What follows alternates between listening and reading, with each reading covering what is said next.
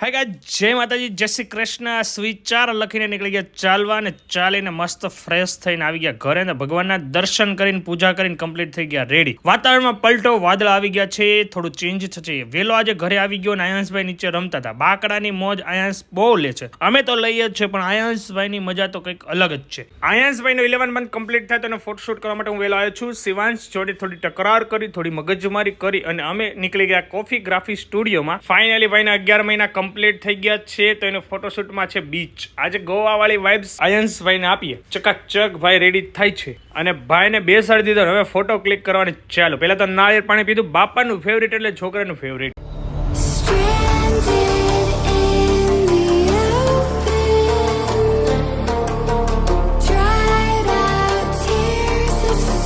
અને મસ્ત photo click કર્યા ભાઈ, ચકાચક જોરદાર. હું ને આયાસ બસ ફોટો સિલેક્શન ની વેઇટ કરતા હતા અને એ ખુરશીએ રમતા હતા. જોઈ લે ભાઈ, જોરદાર ફોટો જ તમને લાસ્ટમાં હું બતાવીશ, અત્યારે નહીં. ચાલીએ પછી ત્યાંથી હવે કોફીગ્રાફી બાય બાય કરીને આવી ગયા બેક ટુ હોમ. તો ભાઈ આયંશભાઈ ઘરે ના પહોંચ્યો. ભાઈ ગયો રમવા, હારું ખાઈને આવશે. અને ભાઈ આવી ગયો ઓફિસે. તો કામ ફિનિશ કરીને મીટિંગ ડન કરીને વેલો ઘરે આવી ગયો. તો કાંઈ કામ નહોતું તો આજે વેલો ગયો. મજા કરી બા અને આયંશની સાથે.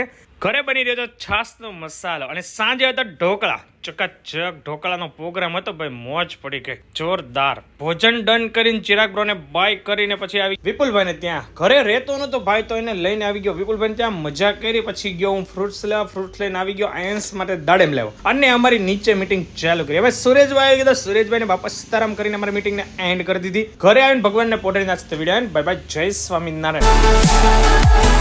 Taking it slow. I'm begging for you.